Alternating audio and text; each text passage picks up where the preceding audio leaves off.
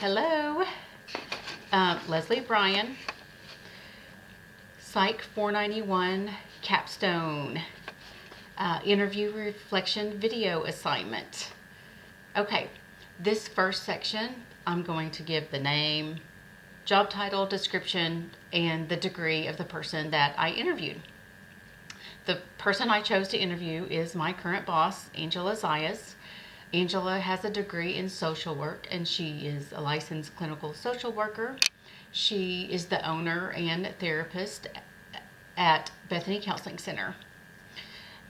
In Angela's early career, she worked for private adoptions for the DHS. She then worked 6 years in a supervisor position and then another 6 years in a hospital doing medical social work. This background experience has given Angela a broad amount of knowledge on how to deal with people in many different situations. Angela has owned Bethany Counseling Center for 13 years and currently has 19 licensed therapists working for her. Because she is the owner, she has a wide range of job duties. She described them as being 75% clinical and 25% administrative. Her clinical work includes hourly sessions, and that's live, in person, and telehealth. And the duration is typically an hour, with intakes can range from an hour to an hour and a half. With the variety of clients she sees, they range from youth to elderly. Her administrative duties consist of paying bills, training new therapists, overseeing office procedures, holding meetings, making yearly goals, and making sure clients and files are in line with ethics and confidentiality. This next section will describe what Angela finds fulfilling about the industry. Angela disclosed to me that there's many things she finds fulfilling about the therapeutic industry she currently works in. Because she has a wide range of clients, it keeps her connected with the family system. Working with children keeps her seeing things fresh and new, which she referred to as through the eyes of a child. But on the flip side, when she works with the elderly, those clients she feels like help keep her grounded in perspective and wisdom. She notes this has helped her from getting bored within her practice. Angela particularly likes doing trauma work. She has a bit of a risk-taking personality, which allows her to not shy away from difficult cases. It is rewarding for her to see a person be restored back to a state of functioning and even wholeness before they incurred the trauma in their life. She reflected on how it reminded her of restoring furniture and how fulfilling it is to see someone's natural beauty shine again. She likes doing that in her pastime, and there's such a correlation there for her, and she enjoys that whole process of the stripping down of all the paint that's been on the furniture and then restoring the natural beauty of the wood. That's what she feels like she does in her line of work. She also likes working with issues such as OCD, anxiety, and personality disorder.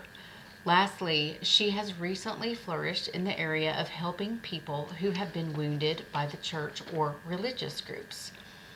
Gaining knowledge in this particular area came at a price for Angela. She has gone through her own journey of incurring spiritual hurts.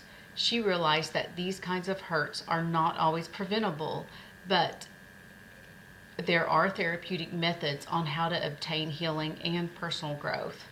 One of the most inspiring quotes that she said to me was, "Sometimes one sentence can alter a person's whole paradigm." And she just said that it's the neatest, most rewarding, fulfilling thing that she sees in her practice is when she said you could just see it on someone's face, like the big aha moment. And it's really fun to watch. This next section describes what Angela finds challenging within her industry. Some of the things Angela finds challenging is being a constant source for people. Because she has been in this field for over 20 years, she is largely known in her area. She disclosed that over 20 people may reach out to her apart from her immediate circle of influence in any given week, asking her for some sort of advice or consultation. She stated she has not learned the art of dealing with this demand perfectly yet, but has come up with a great way to defer them. She states to these people that she is unable to do them the justice that they need due to her time constraints, but would love to refer them to someone. This is hard to do, but she must do it to maintain the margin that she needs in her life. Angela has gotten creative, however, on how she does address the needs of those she feels she can help. And she will tell the person to call her office and mention her name as referring them. So she'll say, call the office, tell them whoever's calling to mention my name. And this is her way of flagging herself to remember that she can help this person.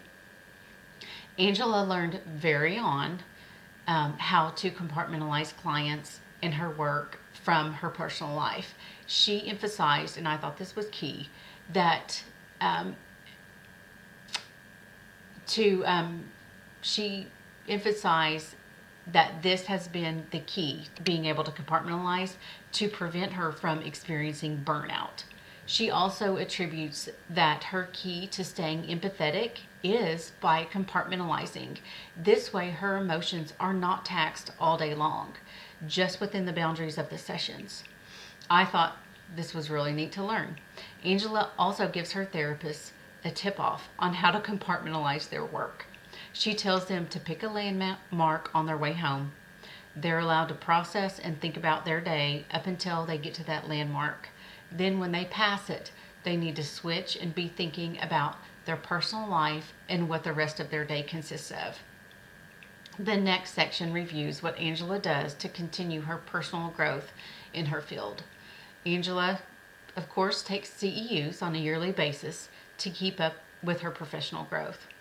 She attends seminars, workshops, and even holds in-house training for the therapists that work for her.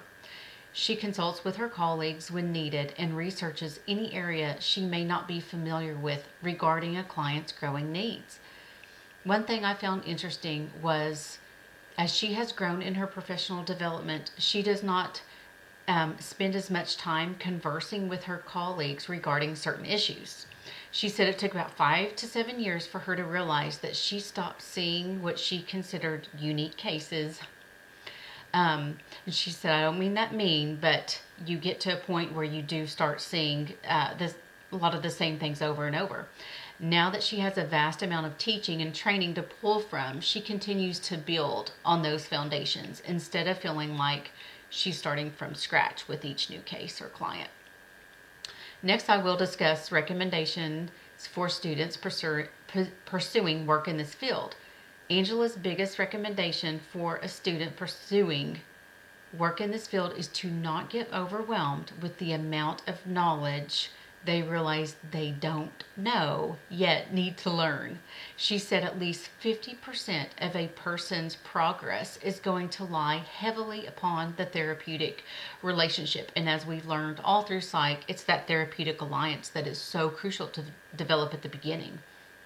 Building a relationship with a client that is authentic yet professional is the foundation of any successful counseling practice.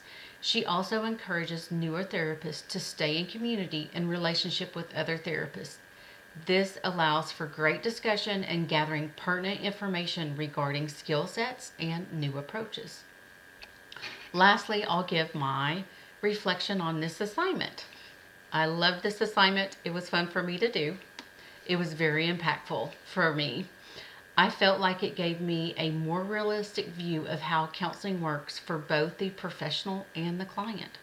For the professional, it is key to find a good connection with the client right from the beginning. Knowing this took the pressure off of me to come up with tools and strategies during the initial counseling stages. From the client's perspective, I realized they are not looking for what I call a full workup. every session. A session can look like them verbalizing something for a span of time, and then me being able to interject, like she said, just that one phrase that could potentially shift their perspective, and then work from there. So I also have to give myself permission to grow in this field and not expect to know it all right after I graduate. Knowing that if I don't know something, I have a plethora of resources to gain from. And I feel like this is what all of this class has done, is given me great resources. I appreciate your listening. I appreciate your time. I hope you enjoyed the interview.